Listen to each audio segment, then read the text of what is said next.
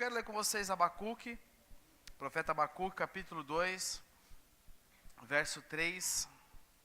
Profeta Abacuque, capítulo 2, verso 3. Diz o seguinte: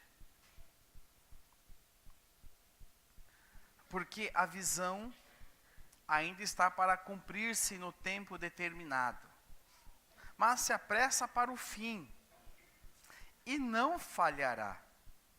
Se tardar, espera-o, porque certamente virá, não tardará. Verso 4. Eis o soberbo, sua alma não é reta nele, mas o justo, o que vai acontecer com o justo? Viverá pela sua fé. Leitura de Abacuque, capítulo 2, verso 4, na versão A Mensagem, tem um significado bacana que diz assim: olhe para aquele homem inchado de presunção, cheio de si, mas de alma vazia. Mas a pessoa que anda direito diante de Deus, com uma fé sincera e firme, esse vive plenamente, está realmente viva. Senhor, nós queremos te agradecer pela tua palavra, pelo momento em que estamos reunidos aqui, pelo momento em que teu Espírito nos ensina. A tua palavra ela é soberana, a tua palavra expressa a tua voz com o teu rebanho, Senhor. Que nessa noite a tua vontade se manifeste em nosso meio. Nós possamos aqui, Senhor, ouvir a tua voz, clara e audivelmente. Que nós possamos, Senhor, sair daqui com uma direção clara para as nossas vidas. Que nós possamos, Senhor, sair daqui com os nossos corações cheios de esperança.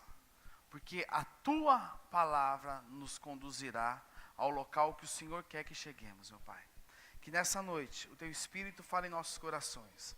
Em nome de Jesus, amém. Amém?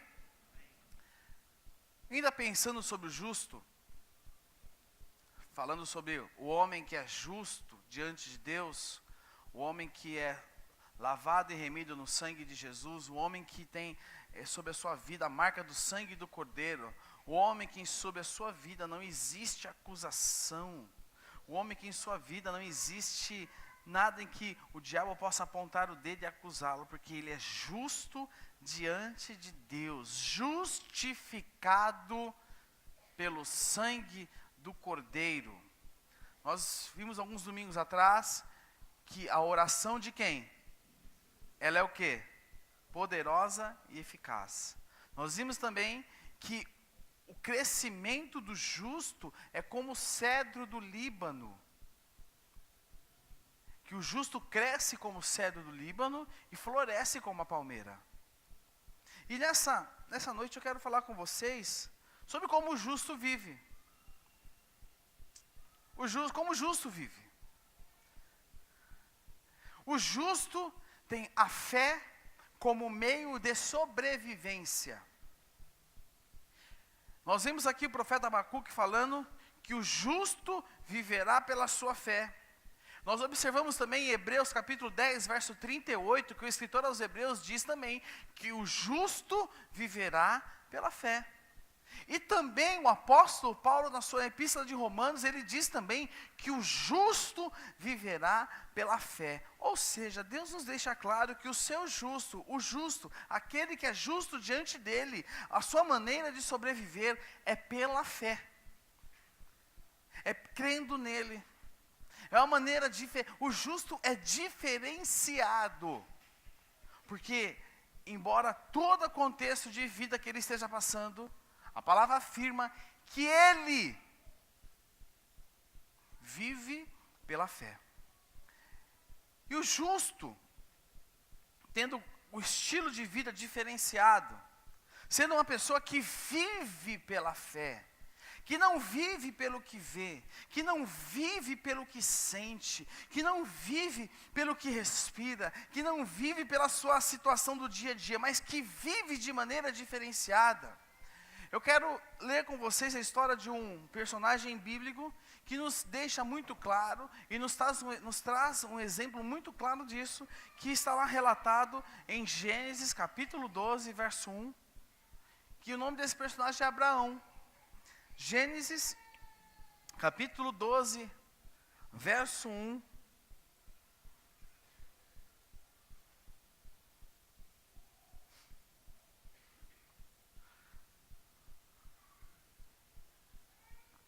Diz o seguinte: então o Senhor disse a Abraão: saia da sua terra, do meio dos seus parentes, da casa de seu pai, e vá para a terra que eu lhe mostrarei. Mais uma vez. Então o Senhor disse a Abraão: saia da sua terra, do meio dos seus parentes e da casa de seu pai, e vá para a terra que eu lhe mostrarei. Eu pensando, estudando, lendo, refletindo, orando sobre o que Abraão ouviu. Abraão abandona tudo e vá para o lugar que eu lhe mostrarei. Abraão larga tudo e vai para um lugar. Que lugar, Senhor? Eu vou te mostrar ainda. Abraão não saiu da condição dele, da terra dele, da família dele, com um endereço no Waze, GPS programado. Eu vou chegar a tal... Não. Abraão saiu debaixo de uma direção, crendo naquilo que Deus havia falado para ele, crendo na direção que Deus estava dando para ele. Abraão não fez perguntas, questionamentos.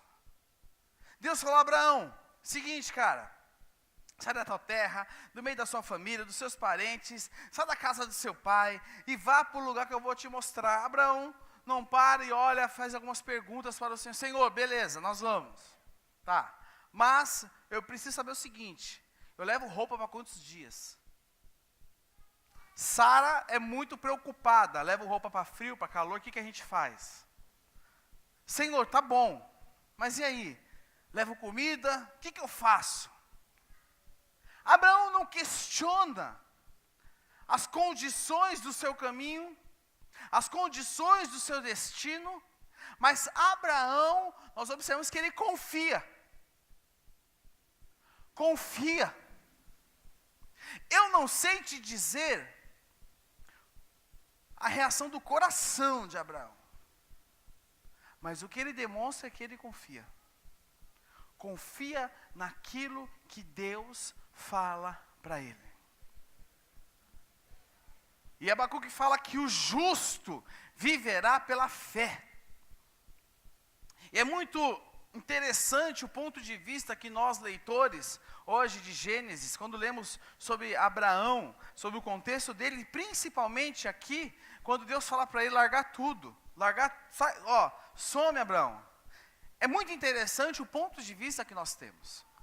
Porque nós temos um ponto de vista de leitor, um ponto de vista de pessoas que estão enxergando uma história, ponto de vista de pessoas que enxergam, interessante.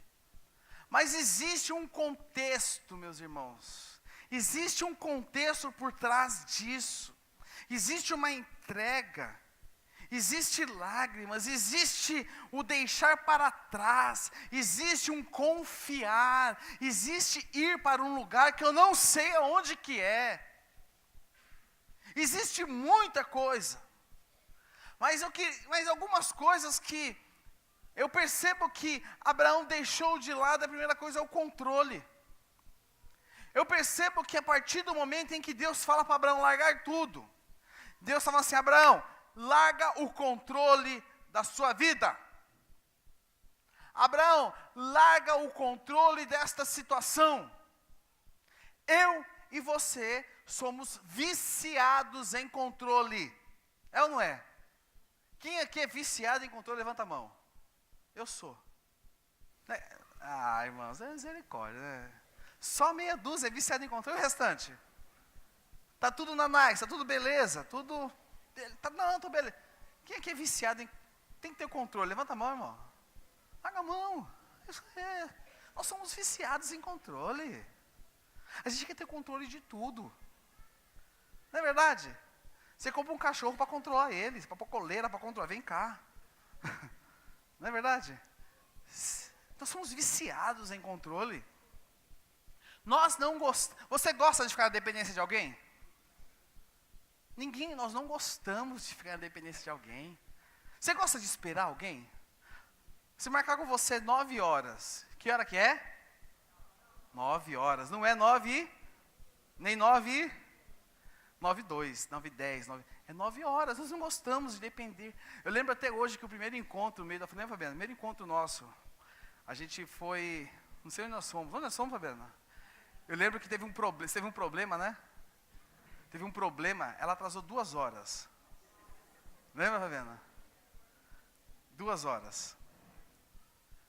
Nós não gostamos de esperar. Eu amava, né, irmãos? Tava amando, né, Bel? Tava apaixonado. 2 horas. Mas nós não gostamos de esperar. Nós não gostamos de perder o controle das coisas. Nós queremos que tudo esteja do nosso baixo. Sabe por quê? Porque nós gostamos de afirmar a nossa competência. A gente gosta de afirmar a nossa competência sobre tudo. Ah, esta situação que está acontecendo comigo, eu não perdi o controle, embora você esteja totalmente descontrolado, eu não perdi o controle sobre ela ainda, porque eu estou, está sob o meu controle. Nós gostamos de afirmar a nossa competência.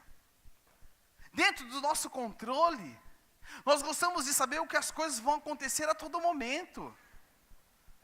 A pior coisa do mundo é ficar vendido nas coisas. Você gosta de ficar vendido? Não gosta. O motorista do Uber já sabe para onde você vai, inclusive. Você coloca lá o endereço. Quando ele te pega, ele não conhece a sua cara, mas quando ele te pega, ele já sabe o seu destino. Ele já sabe para onde você vai. Porque nós queremos saber o que vai acontecer, para onde nós vamos. Como vai ser.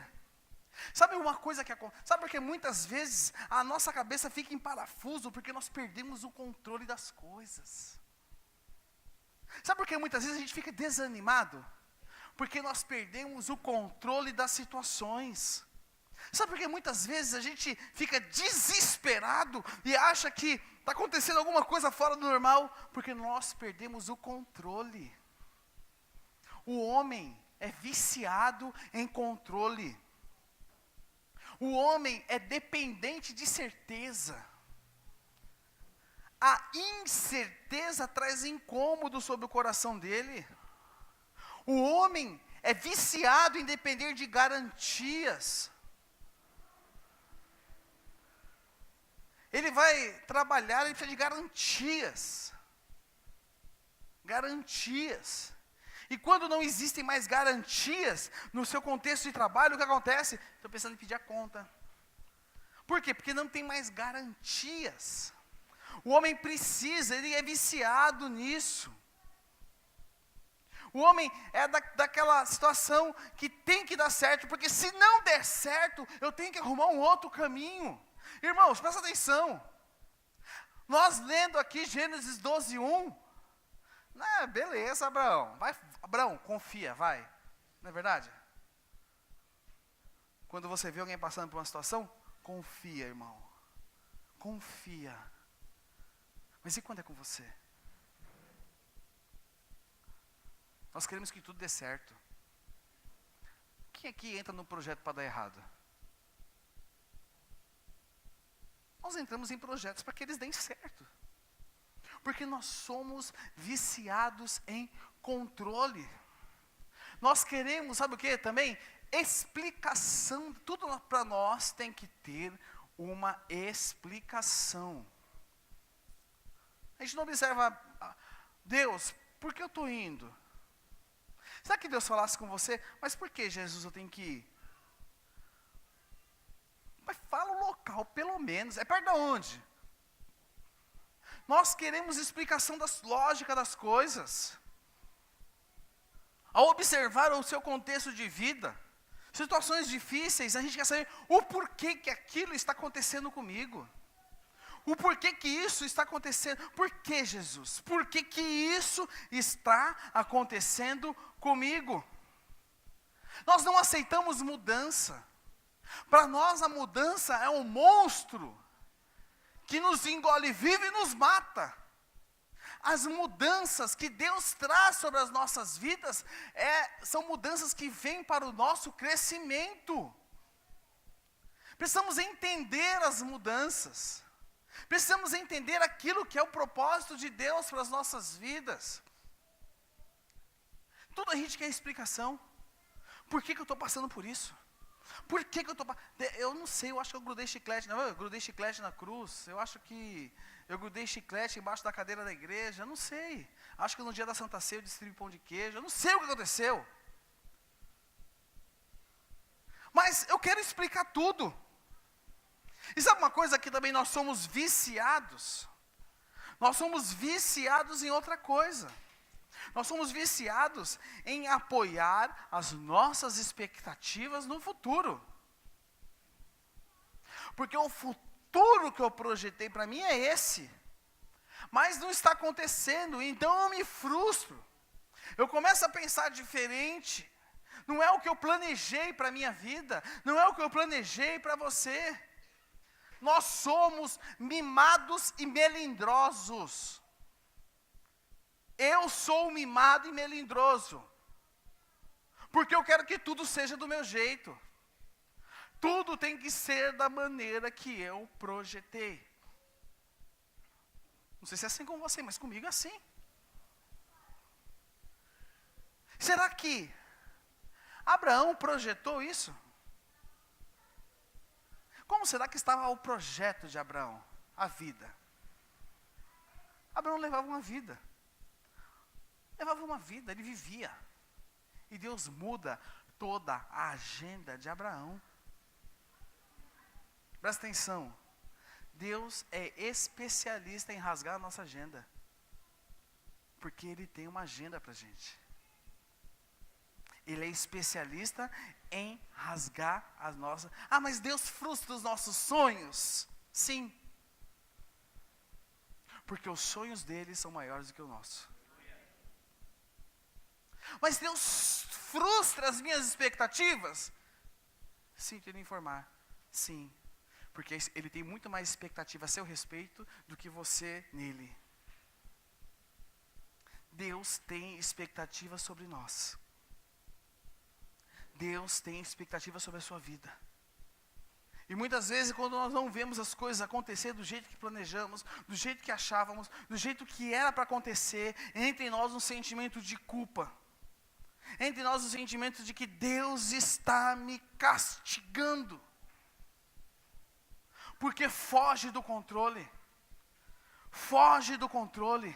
Foge da maneira com que eu estava planejando e projetando para que tudo acontecesse. Irmãos, o justo não vive de acordo como vive o mundo e todo mundo, mas o justo, ele vive pela... Até que ponto isto é verdade na sua vida?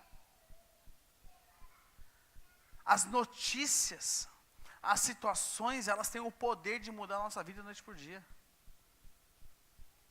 Por exemplo, você está demitido. É uma boa ou uma notícia para você? Depende. Para muitos, e para outros, para muitas mulheres, você está grávida é uma boa notícia, como para muitas não é. Para outras mulheres, você não está grávida, é uma má notícia. Nós somos, dia após dia, estamos sujeitos às coisas que mudam nas nossas vidas. Todos os dias as coisas mudam. Será que eu e você estamos preparados para as perdas? Estamos sujeitos a isso todos os dias, irmãos. Mas a palavra fala, Abacuque capítulo 2, verso 4, Hebreus 10, 38, que o justo, olha o sino, Jesus está voltando, é a trombeta, é assim, será? Espera aí, 1, 2, 3, não sumi, então não é Jesus voltando, não, irmãos, pode ficar em paz, isso é muito bonitinho, né, Bel? Hã? Ah, entendi. Se puderem desligar o sino, eu agradeço. Ah, é o relógio? Que bom. Despertador? Quem programou o despertador para ir embora? Só para saber. Já está na hora, irmãos. Vai começar o Fantástico. Nós estamos todos os dias sujeitos a notícias más. Estamos sujeitos a perdas. Estamos sujeitos, por exemplo, você que é autônomo, a receber um não de um cliente. Como você está sujeito a receber um sim. Como você está sujeito a um negócio que vai mudar a sua vida. Como você está sujeito a perder o negócio que vai mudar a sua vida. Estamos sujeitos, irmãos, todos os dias. Mas o que faz a diferença em nossas vidas não são estas situações. O que faz a diferença em nossas vidas é como nós vivemos estas situações. Como você tem vivido o seu dia a dia. Como você tem se portado na sua dificuldade. Como você tem se portado na sua aflição. Como você tem se portado no seu deserto. Cremos num Deus que é poderoso. Existia um povo que era escravo no Egito, e Deus libertou esse povo com mão forte. Aquele povo viu sinais maravilhosos acontecer no Egito. Deus mostrou para aquele povo que Ele estava tirando eles daquela realidade. E este Deus conduzia aquele povo no calor do deserto com o que? Uma nuvem, durante o dia.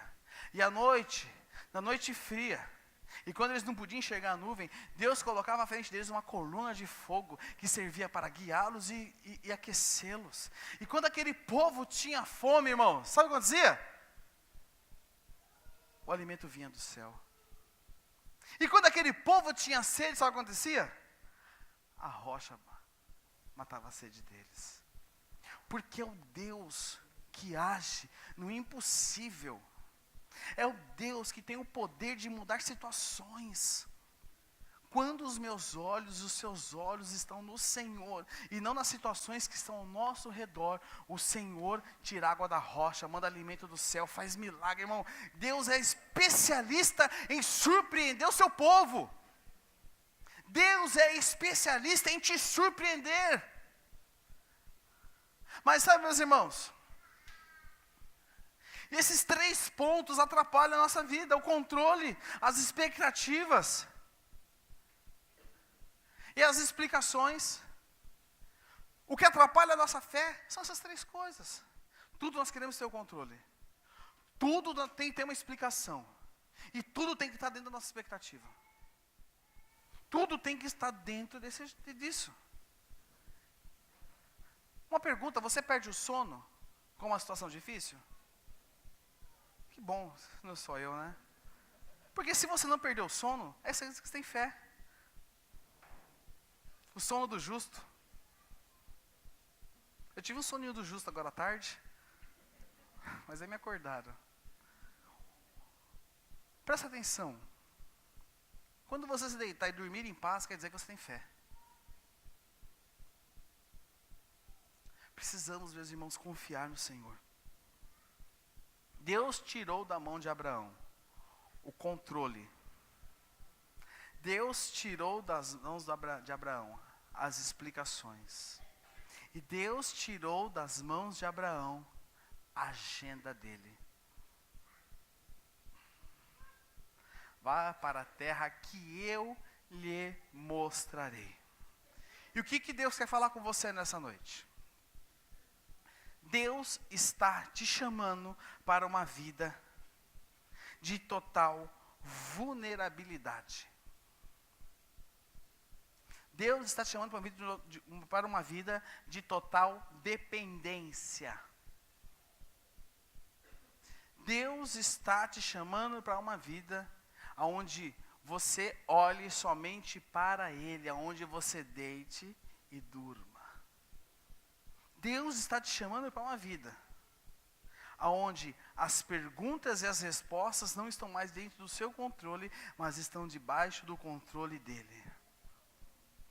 E meus irmãos, quando que é a hora da fé? Quando que é a hora? Quando que é a hora que a fé entra em prática?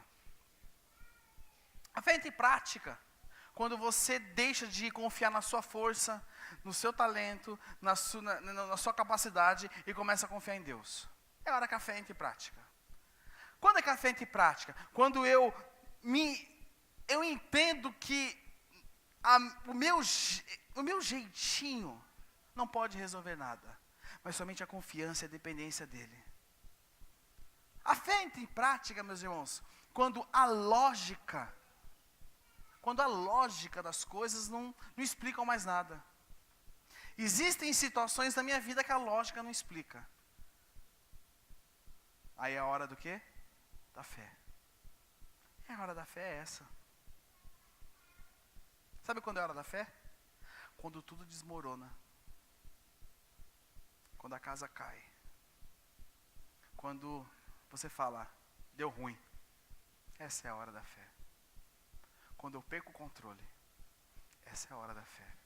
Quando não tem mais explicativa. Essa é a hora da fé. Quando eu olho para a minha vida e falo, e agora? Aí o Senhor fala para você, vá para a terra que eu lhe mostrarei. Essa é a hora da fé. E eu não sei, meu irmão, como que está o seu contexto aqui hoje. Eu não sei até que ponto a frase da oração, seja feita a tua vontade, é verdade para você. Você seria capaz hoje, de dentro da sua realidade, dentro do seu contexto, olhando para a sua vida, olhando para a sua dificuldade, olhando para o seu Golias, olhando para a sua tempestade, olhando para o seu deserto, você seria capaz de fazer a oração, Senhor, seja feita a tua vontade. Mas não de boca para fora, mas do coração. Você teria condições disso nessa noite? Você conseguiria fazer essa oração? Quando eu faço essa oração, é a hora que a fé entra em prática. Porque é a hora em que eu coloco nas mãos do Senhor a dependência. Ter fé é depender. Ter fé é confiar. Ter fé é acreditar. Ter fé é ter expectativa no Senhor. É ter expectativa nele. Ter expectativa nele. É confiar no cuidado. Quando eu tenho fé, eu confio no caráter de Deus. Ter fé é confiar no caráter de Deus. Eu queria pedir para você nesse momento curvar sua cabeça. Queria pedir nesse momento que você fechasse seus olhos. Talvez você esteja aqui nessa noite e você tenha que tomar uma decisão. Uma decisão. E você tem orado. Você sabe o que é o certo. Mas o seu coração quer ir para o outro lado. Abraão sabia que o certo era seguir o que Deus estava falando, mas eu não sei como estava o coração dele. Mas eu quero que nessa noite, nós possamos ter uma experiência aqui com o Senhor. Eu não sei, meu irmão, o tamanho do seu desafio. Eu não sei o tamanho da sua luta, eu não sei o tamanho da sua luta. Eu não sei até que ponto você tem chorado todos os dias. Eu não sei quantas noites você não tem dormido. Eu não sei como está o seu coração, eu não sei, meu irmão, mas Deus, Ele sabe. E esse Deus que sabe tudo isso, Ele quer falar para você: confia em mim. Confia em mim. Larga o controle. Não queira explicação. Larga a sua agenda de lado. Confia em mim. Se abra para o novo. Nós temos medo do novo. Nós temos medo das mudanças. Nós temos medo. Mas nós temos que largar o controle. No Evangelho de Mateus, capítulo 14, relata Pedro andando sobre as águas. Enquanto Pedro olhava para Jesus, ele estava andando sobre as águas. Mas quando Pedro enxergou a água, o contexto ao redor dele, ele afundou. Enquanto estivermos olhando para a vida, vamos afundar. Mas quando olharmos para Jesus, nós vamos andar sobre as águas. Quando olharmos para o Senhor, Ele vai enviar o alimento. Quando olharmos para o Senhor, Ele vai enviar a água. Quando olharmos para o Senhor, Ele vai enviar o alívio. Quando olharmos para o Senhor, nós vamos dormir o sono do justo. Quando olharmos para o Senhor, nós vamos aprender a confiar mais. Quando olharmos para o Senhor, nós vamos entender que no caos pode haver vida. E a vida vem através da palavra de Deus. O mesmo Deus que tem te sustentado até hoje, o mesmo Deus que tem te conduzido até hoje, o mesmo Deus que tem tomado você pela sua mão e feito você andar até hoje, é o mesmo Deus que vai fazê-lo andar até o dia dele, porque é Ele quem conduz. Existem palavras de Deus sobre a sua vida, sobre a sua família, sobre a sua casa, sobre a sua vida profissional, sobre o seu emprego, sobre a sua vida existem palavras de Deus. Abraão tinha uma palavra de Deus sobre ele. Larga tudo e vai para onde eu vou te mostrar, Abraão. Vai. Existem palavras de Deus sobre a sua vida. O que vai fazer diferença é você crer nessa palavra. Crer nessa palavra. Talvez você chorou o dia inteiro, a semana inteira, e estava esperando só sair daqui para continuar chorando. Talvez você não queira nem voltar para casa, de tamanha é a aflição. Eu queria te falar, olhe para o Senhor. Olhe para o Senhor Todo-Poderoso. O Espírito Santo de Deus está tendo liberdade em nosso meio, meu irmão. O Espírito que sonda os corações está em nosso meio. E Ele está ministrando corações aqui neste momento. O Senhor está revelando coisas a corações aqui nessa noite. Dando palavras, encorajando. Porque é o Espírito quem conduz a igreja. É o Espírito quem fala à igreja. E Ele nessa noite está aqui em nosso meio. Eu queria que pedir nesse momento que silenciosamente você se colocasse de pé. Com seus olhos fechados, coloque de pé. Queria que nesse momento você começasse a orar. Você começasse a orar sobre a sua vida. Você começasse a orar por aquilo que você tem tido dificuldade em perder o controle. Começasse a orar por aquilo que você tem buscado explicação. Que você entregasse o seu futuro ao Senhor. Comece a orar.